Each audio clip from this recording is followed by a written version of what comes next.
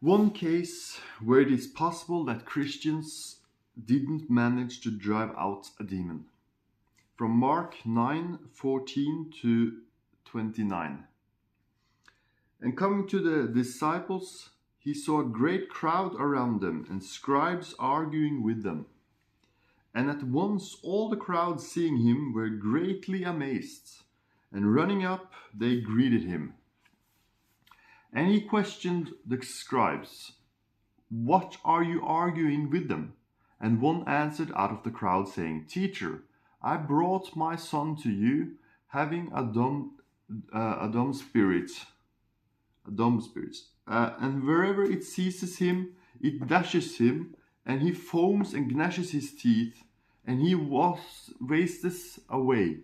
And I told your disciples that they might expel it, and they were not able." And answering them, he said, "O unbelieving generation, how long will I be with you? How long shall I endure you? Bring him to me." And they brought him to him, and seeing him, the spirit immediately convulsed him, and falling on the ground, he wallowed foaming. And he questioned his father, "How long a time is it while this has happened to him?" And he said, "From childhood." And often he threw him both into fire and into water, that it might destroy him. "But if you are able to do anything, help us, having pity on us."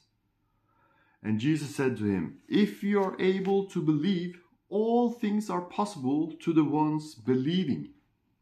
And immediately, crying out, the father of the child said with tears, "Lord, I believe, help my unbelief." And seeing that a crowd is running together, Jesus rebuked the unclean spirit, saying to it, "Dumb and deaf spirit, I command you, come out from him, and you may no more go into him." And crying out and convulsing him very much, it came out, and he became as if dead, so as for many to say that he died. But taking hold of his hand, Jesus raised him up, and he stood up. And he entering into a house, his disciples questioned him privately, "Why were we not able to cast it out?" And he said to them, "This kind can go out by nothing except by prayer and fasting." And from Matthew 17:14 to 20.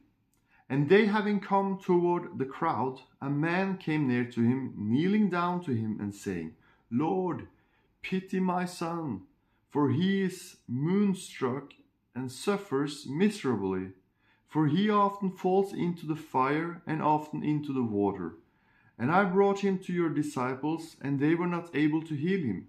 And answering, Jesus said, "O faithless and perverted generation, until when shall I be with you?